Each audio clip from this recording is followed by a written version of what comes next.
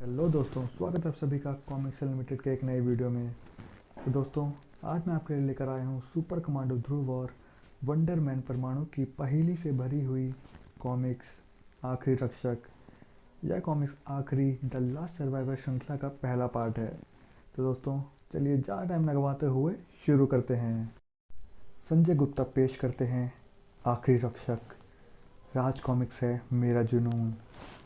आखिरी the last survivor श्रृंखला भाग 1, 6 जुलाई।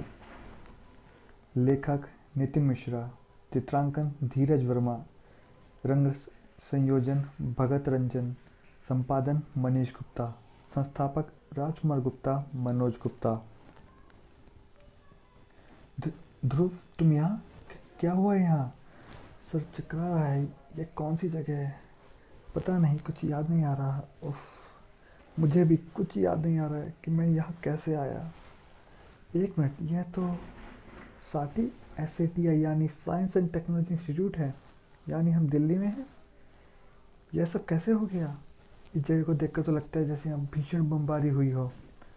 कोई भयंकर घटना घटी है यहाँ। शायद उस घटना के आफ्टर शॉक के कारण हम दोनों पार्शियल मेमोरी लॉस का शिकार हुए हैं। मस्तिष्क में जो सवाल घुमड़ रहे हैं उनका जवाब फिलहाल हम दोनों के पास ही नहीं है। हमें यहाँ किसी ऐसे को ढूंढना होगा जो कि हमारे सवालों का जवाब दे सके। पूरी साटी में एक भी इंसान नहीं है, ना जिंदा ना मुर्दा। शायद यहाँ मौजूद लोग आप जैसे पहले नहीं यहाँ से सुरक्षित निकल गए होंगे। ये मोबाइल फ़ोन्स, घड़ियाँ, चश्मे आदि यहाँ कार्यरत वैज्ञानिक के होंगे। इनका इस तरह यहाँ होना तुम्हें अजीब नहीं लग रहा परमाणु? शायद वे लोग भागने की जल्दी में इन्हें यहाँ छोड़ गए होंगे। भागने की जल्दी में मोबाइल फ़ोन तो छोड़ जा सकते, लेकिन अपनी घड़ियाँ व पावर के चश्मे भले इस तरह उतार कर क्यों फेंक जाएंगे? सभी घड़ियों मोबाइल फ़ोन्स के टाइमर 4 जुलाई पर रुके हुए हैं। यह संयोग नहीं हो सकता। सवालों के जवाब मिलने के बजाय और सवाल खड़े हो गए। अरे, ये बात मेरे दिमाग में पहले क्यों नहीं आई? कौन सी बात? हमारे सवालों का जवाब एक शख्स दे सकता है। प्रोबोट, क्या तुम मुझे सुन पा रहे हो? प्रोबोट, प्रोबोट जवाब दो। प्रोबोट, प्रोबोट। मैं प्रोबोट से संपर्क स्थापित नहीं कर पा रहा हूँ ध्रुव। मेरे परमाणु सूट के सेंसर्स को प्रोबोट के कोई सिग्नल नहीं मिल रहे। तब तो प्रोबोट तक पहुँच कर ही कुछ पता चल सकेगा। असंभव। पूरा का पूरा शहर बियाबान सुनसान पड़ा है। ऐसा लगता है जैसे सभी लोग एकाएक कहीं गायब हो गए हैं। मैं सोच रहा हूँ कि इतनी बड़ी घटना के बाद भी पुलिस या मीडिया साटी तक क्यों नहीं पहुँची। अब जवाब मिल गया। आसमान में परिंदा तक नजर नहीं आ रहा है। एक मिनट परमाणु, नीचे देखो। इन गाड़ियों को देखो परमाणु। पूरे शहर में सभी गाड़ियाँ ऐसी स्थिति में हैं। एक दूसरे टकराने की इनकी स्थिति से ऐसा लगता है जैसे इनके सवार इन्हें चलाते चलाते अचानक ही गायब हो गए हैं। ये तो अजीब, लेकिन अभी हमारे प्रोबोट की लैब तक पहुंचना जरूरी है। ध्रुव, हमें अति शीघ्र लैब तक पहुंचना होगा। प्रोबोट का शरीर बिल्कुल निर्जीव है। प्रोफेसर, कंडेंसेटर, सर्किट्स, पावर, बैटरी सब कुछ ठीक ठाक है, फिर भी इसका मशीन से काम नहीं कर रहा है। मैं स्टार ट्रांसमीटर के द्वारा कमांडर हेडक्वार्टर से कांटेक्ट करने की कोशिश कर रहा हूँ, लेकिन फ्रिक्वेंसी कनेक्ट नहीं हो रही है। घर का नंबर, पापा और श्वेता का मोबाइल फ़ोन भी कनेक्ट नहीं हो रहा है। ब्रह्मांड रक्षक फ्रिक्वेंसी भी काम नहीं कर रही है। किसी भी ब्रह्मांड रक्षक से संपर्क स्थापित नहीं हो रहा। लैब के सैटेलाइट और इंटरनेट कार्य नहीं कर रहे। कहीं दिल्ली के साथ साथ पूरी दुनिया तो खाली नहीं हो गई? Rajnagar, moments later. हे भगवान, लगता है सरस्वती जी गलत समय हमारी जवान पर विराज हो गई। परमाणु, वाकई पूरी दुनिया गायब हो गई। कमांडो हेडक्वार्टर के इंटरनेट कनेक्शन भी कार्य कर रहे हैं नहीं कर रहे। कमांडो फोर्स का भी कोई पता नहीं। पुलिस स्टेशन, मंत्रालय, अस्पताल सब कुछ खाली पड़ा है। कोई परिंदा तक नहीं है। हमें बाकी शहर चेक करने के होंगे ध्रुव। मुंबई, मुंबई भी सुनसान है। महानगर, महानगर का भी यही हाल है। सभी ब्रह्मांड रक्षक भी गायब हैं। This is impossible. या तो हम दोनों को सपना देख रहे हैं या फिर हम किसी तरह के समय आयाम में फंसे हुए हैं।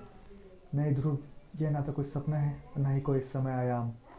जब हम दोनों को होश आया था उस समय सूरज ठीक हमारे सिर के ऊपर था और अब सूरज डूबने वाला है। समय अपनी निश्चित गति से चले आमान है। तो हमें पता लगाना होगा परमाणु की ऐसा क्या हुआ कि एक पूरी दुनिया गायब हो गई। कैसे और कहाँ पता लगाएंगे हम? ये पूरी दुनिया घूमनी होगी परमाणु, कहीं ना कहीं कोई ना कोई तो मिलेगा। हम्म, वैसे भी हमारे पास दुनिया भर का समय है, हमारे पास वक्त नहीं है, बिल्कुल वक्त नहीं है। यदि जल्दी ही हमने इस गड़बड़ का कारण का पता लगाकर इसे ठीक ना किया तो पूरा ब्रह्मांड तबाह हो जाएगा।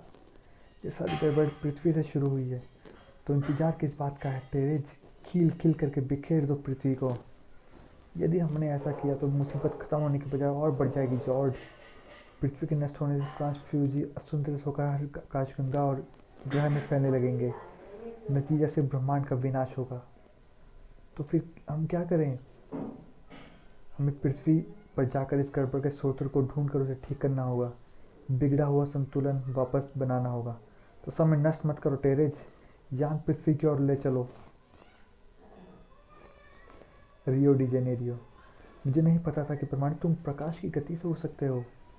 मैं खुद आश्चर्यचकित हूँ ध्रुव। मेरे परमाणु सूट मुझे लगभग 4000 मील प्रति घंटा उड़ने की गति प्रदान करते हैं, परंतु अभी मैं 6 ट्रिलियन मील प्रति घंटे की रफ्तार से उड़ रहा हूँ।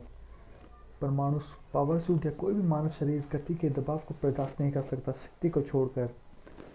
माचो पिचू पेरू। यदि मैं तुम्हारे परमाणु एनर्जी से बने शटल में नहीं होता तो मेरे शरीर भी खील खील हो जाता।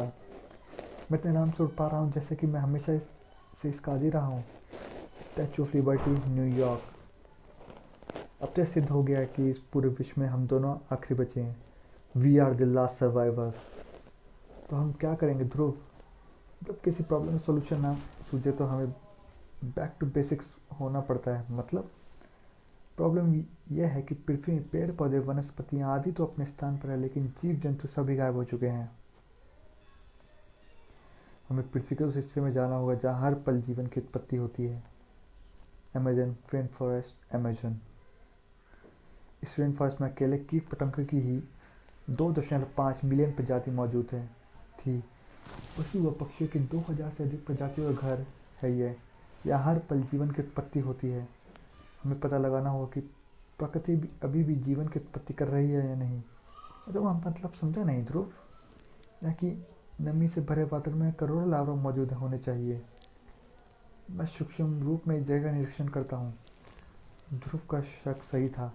पृथ्वी में सचल जीवन की उत्पत्ति नहीं हो रही थी। वनस्पति और फूल पनप रहे थे, लेकिन कीट पतंगे के अंडे और लार्वा जिनका इस वातावरण में मौजूद होना स्वाभाविक है, वह नदारद हैं। अरे ये अंडे अभी आधे सेकंड पहले आने ही थे। ऐसा लगता है जैसे कि ये अभी अभी वातावरण में प्रकट हो गए हों। इन अंडों का क्रमिक विकास सामान्य से कहीं तेज स्तर पर हो रहा है। नहीं, ये सामान्य मच्छरों के अंडे नहीं है। परमाणु को सूक्ष्म रूप में पानी में गए हुए 1 मिनट से ऊपर हो गया। अरे ये आवाज़ कैसी है? ऐसा लग रहा है जैसे वहाँ पेड़ों के पीछे कोई है। शायद वहाँ कोई जानवर है या फिर कोई इंसान। ए भगवान, ये कौन सा जानवर है? मेरी परमाणु शक्ति काम नहीं कर रही है। मैं खुद को सूक्ष्म से सामान्य आकार में नहीं ला पा रहा हूँ। अरे ऐसा लगता है कि यह अजीब और गरीब मच्छरों की फौज अपने पहले भोजन के रूप में मुझे देख रही है। गजब हो गया जॉर्ज, पृथ्वी पर रिवर्स ट्रांसफ्यूजन शुरू हो गया है। हम पृथ्वी के वातावरण में प्रवेश कर चुके हैं। उत्तरजीवी के लोकेशन ट्रेस करो। लोकेशन ट्रेस हो गई है जॉर्ज। जिस स्थान पर उत्तरजीवी के सिग्नल प्राप्त हो रहे हैं उसे पृथ्वी में अमेजन रेन फॉरेस्ट के नाम से जाना जाता है। रिवर्स ट्रांसफ्यूजन के संकेत भी उसी स्थान से प्राप्त हो रहे हैं। उत्तरजीवी को तलाश कर उस गड़बड़ का फौरन ठीक करना होगा। सूक्ष्म रूप में आने पर मेरी शारीरिक संरचना अत्यधिक ठोस और सघन हो जाती है। इसी कारण उनके तलवार भाले जैसे तंतु मेरे शरीर को अब तक भेद नहीं सके हैं, वरना मैं छलनी नजर आ रहा होता। पर मुसीबत यह है कि मैं सामान्य रूप में नहीं आ पा रहा हूँ और सूक्ष्म रूप में मेरा कोई भी परमाणु शक्ति कार्य नहीं करेगी। अरे ये कैसे हुआ? परमाणु शक्ति तो कार्य कर रही है। ऐसा प्राणी पृथ्वी पर किसी हाल में नहीं पैदा हो सकता। यह तो किसी दूसरे ग्रह से आया लग रहा है। यदि यह परमाणु इस जंगल में प्राणी जंगल में पैदा हुआ होता तो यहाँ के वातावरण के प्रति इतना असहज नहीं नजर आ रहा होता। इसकी जीभ से अति तीव्र एसिड जैसा कोई चिपचिपा द्रव निकल रहा है जिसने इतने मोटे पेड़ के तने को पल भर में जला दिया। यह यहाँ के वातावरण में ठीक से सांस नहीं ले पा रहा है, इसलिए इसके वार सटीक नहीं लग रहे हैं। इसकी इस कमजोरी का फ़ायदा उठाया जा सकता है, लेकिन इसके लिए मुझे भागना होगा। अगर मेरा अंदाज़ सही है तो वह वही जगह होनी चाहिए जिसकी मुझे तलाश है। मुझे अपने शरीर को गति देकर एक बड़ी जंप लगानी होगी और मेरे पीछे आता यह प्राणी सीधे जाकर गिरेगा इस दलदल में। छप्पा। अत्यधिक नमी और वाष्प के कारण जमीन जगह जगह दलदली हो गई है और खासकर जिस स्थान के आसपास पानी का स्रोत है वहाँ जानलेवा दलदल होना लाजमी है। मुझे यकीन था कि इस जगह के नज़दीक ही कोई दलदल अवश्य होगी। दलदली मिट्टी के पर चिपके अनगिनत सूखे सड़े पत्तों ने स्थान के दलदल होने की पुष्टि कर दी। तुमने देखा जॉर्ज, इस पृथ्वी पर ने कितना आसानी से हमारे ग्रह के सबसे खतरनाक जानवर टेट्राकोडाटा को हरा दिया, बिना किसी हथियार के। उत्तरजीवी खंडन के संकेत इस लड़के के पास से भी आ रहे हैं, पर ये उत्तरजीवी नहीं है। जो भी हो, उत्तरजीवी तक हमें यही पहुंचा सकता है। बंधक बनाओ से। हे भगवान, मैं आपसे जीवित प्राणी दिखाने की मेहनत कर रहा था, तो मेरा मतलब यह नहीं था। शकल सूरत वेशभूषा और हथियारों से तो यह किसी दूसरे ग्रह के लगते हैं। च्युम च्युम, इनसे मुझे ये दलदल ही बचा सकता है। हमने देखा था इस पृथ्वीवासी के किस तरह तूने निकलने वाली धरती में टेट्राकोडाटा को फंसा दिया था। हम तेरी इस चाल में नहीं फंसने वाले। सीधे सीधे बता दे पृथ्वीवासी की उत्तरजीवी कहाँ है। ऑल राइट, दो बातें तो क्लियर है। पहली कि ये दोनों भी वहीं से आए हैं जहाँ से इनसे पहले वाला आया था। दूसरी, ये दोनों उस टेट्राकोडाटा से ज़्यादा दिमाग रखते हैं, यानी ध्रुव बेटे तू मुश्किल में है। एक बात जो समझ में नहीं आई रही वह है कि हमारे पास समय बहुत कम है। पृथ्वीवासी उत्तरजीवी कहाँ है, बता दे, वरना तेरे जीवन का समय पूरा हो जाएगा। क्या ये उत्तरजीवी क्या है? हमसे सलाह करने की कोशिश मत कर पृथ्वीवासी। तेरे एब्रिजन ऑर्बिट से 3 उत्तरजीवी संकेत आ रहे हैं जिनसे पता चलता है कि तू उत्तरजीवी का साथी है। ध्रुव के एब्रिजन ऑर्बिट से सबसे तीव्र संकेत तो मेरे ही आ रहे हैं, क्योंकि तुम्हें मेरी तलाश तो नहीं। उत्तरजीवी, ये क्या उत्तरजीवी? Shock shock. परमाणु, कहाँ रह गए थे तुम? मुझे लगा था कि मेरे पास ही तुम्हें सुनने के लिए ब्रेकिंग स्टोरी है, तो तुमने तो यहाँ उससे बड़ी फैंटेसी फिक्शन तैयार कर रखी है। धड़ाक धड़ाक। यह सारी गड़बड़ तेरी उत्पन्न की हुई उत्तरजीवी तेरी मौत की ट्रांसफ्यूजन की गड़बड़ ठीक करेगी। तेरी बातें मेरे पल्ले नहीं पड़ रही हैं, लेकिन मेरी बात गांठ बांध ले। ना तो मेरा उत्तरजीवी है और ना ही मेरा हाल फिलहाल में कोई मरने का इरादा है। जुम ब्रम। विखंडन प्रक्रिया ने इस मानव की शक्ति को कई हजार गुना एम्पलीफाई कर दिया है। यदि यह सूट एस्ट्रॉयड बेल्ट से निकलने वाले विशेष धातु से निर्मित नहीं होता तो इसकी ऊर्जा मेरे परखच्चे उड़ा देती। परखच्चे? अब तो इस उत्तरजीवी के उड़ेंगे इस डायबोलिकल गन से। इस गन की ऊर्जा इसके शरीर को एक परमाणु रिएक्टर में बदल देगी। इसकी परमाणु ऊर्जा इसके शरीर में ही रिएक्शन प्रक्रिया को तीव्र गति प्रदान करके इसके शरीर को विखंडित कर शून्य में मिला देगी। चुम।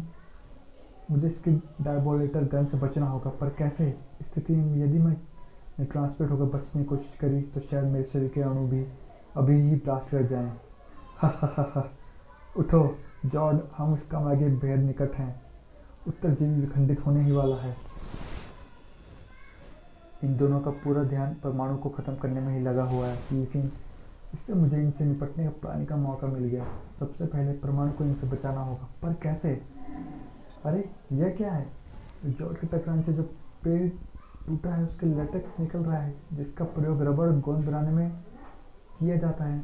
वे लेटेक्स परमाणु को बचाने काम आएगा। उफ, यह क्या है? कुछ भी नजर नहीं आ रहा। जितना समय इन्हें वस्तु स्थिति समझने में लगेगा उतना समय इनके हाथ से गन छुड़ाने के लिए काफ़ी है। थैंक्स ध्रुव, आज तो तुमने बचा ही लिया। यह कुपत चिपचिप पदार्थ हेड गियर से हट ही नहीं रहा है, इसकी वजह से कुछ नजर नहीं आ रहा है। हेड गियर खोलना होगा हमें। मुझे पता था कि तुम ये दोनों झक मार कर अपने अपने हेड गियर खोलेंगे। इनके हेड गियर खुलते ही मैं यह फल इन दोनों के सूच में फेंक दूंगा। फटाक। यह क्या चीज़ है? भीषण जलन हो रही, फोफले हो रहे हैं। यह इस जंगल में पाए जाने वाले सेंचुरी प्लांट के फल हैं। इन फलों का रस मानव त्वचा के एलर्जिक है, तेज जलन, खुजली और फफोले उत्पन्न करने वाला। मैं सोचा जांच लो कि तुम की परग्रही में इसका क्या असर होता है। हमने ऐसे पेड़ को मार झेली है जिनकी तो कल्पना भी नहीं कर सकता पृथ्वीवासी, परंतु ऐसी जलन पीड़ा हमने पहले कभी नहीं झेली। इससे बचने का उपाय बता दे, हाय कहीं प्राण ना ही निकल जाए। तुम लोगों को इससे बचने के लिए अपने अभेद सूट से बाहर निकलना पड़ेगा। फिर हम तुम्हें ऐसी स्थिति में पहुंचा देंगे जहां तुम्हें जलन का पीड़ा का एहसास नहीं होगा। ताक ताक। मान गए दूर, तुम्हारे दिमाग से ज़्यादा तेज हथियार वाकई इस पृथ्वी में नहीं है। वैसे मुझे उम्मीद नहीं थी कि ये दोनों एक ही बार में होश खो देंगे। इनसे पहले जिस प्राणी ने मुझ पर हमला किया था उससे यहाँ के वातावरण में सांस लेने में कठिनाई हो रही थी। मुझे पूरी उम्मीद थी कि तुम इन्हें भी अपने सूर से निकलने पर वैसे ही दिक्कतें पेश आएंगी। एलर्जी ने वैसे ही इनके कसबल ढीले किए हुए थे, जिस कारण ये हमारा एक भी वार नहीं झेल सके। इनके यहाँ आने और हम पर वार करने का कारण तो तभी याद होगा जब ये होश में। अरे दोनों गायब हो गए। मेरे विचार में अब दोनों एक दूसरे को अपनी फ्रंट एंड स्टोरी सुना लेनी चाहिए। कुछ देर पश्चात जमीन के इस बड़े हिस्से में घास, झाड़ियाँ और पौधे समान कुचले और झुलसे हुए हैं, जिससे साबित होता है कि यही वह स्पेसशिप उतरा होगा जिससे वह दोनों एलियंस आए थे, जो कि अब उनकी तरह ही गायब हो चुका है। पृथ्वी से अचानक सभी जीवित प्राणियों के गायब होना, एलियन मच्छर टेट्रा को डाटा, जॉर्ड और टेविस के यहाँ आने में जरूर कोई लिंक है ध्रुव, और इन सब का लिंक कहीं ना कहीं तुमसे परमाणु पर गई तुम्हारे पीछे पड़े थे। मैं भी यही सोच रहा हूँ ध्रुव, परंतु मुझे ऐसी कोई घटना याद नहीं आ रही। जॉर्ड ने मुझ पर वार करते हुए एब्रेजन ऑर्बिट का जिक्र किया था। तुमने कहा था कि मेरे एब्रेजन ऑर्बिट से तुम्हारे सिग्नल आ रहे हैं क्योंकि मैं तुम्हारे संपर्क में था। ये एब्रेजन ऑर्बिट क्या है? प्रत्येक जीवित प्राणी के शरीर के इर्द गिर्द एक अदृश्य प्राकृतिक चुंबकीय घेरा होता है जिसे एब्रेजन ऑर्बिट कहा जाता है। जब भी प्राणी किसी अन्य जीवित प्राणी के संपर्क में आता है तब दोनों के चुंबकीय घेरों में एब्रेजन यानी घर्षण उत्पन्न होता है और दोनों प्राणियों के एब्रेजन ऑर्बिट में एक दूसरे की यह चुंबकीय कण अलग होने के बाद ही शेष रह जाते हैं। पृथ्वी पर वैज्ञानिक अभी इस संदर्भ में शोध कर रहे हैं, जो कि अभी काफ़ी शुरुआती चरण में है। उन परिग्रहियों के पास एब्रेजन ऑर्बिट को मापने की शक्ति थी।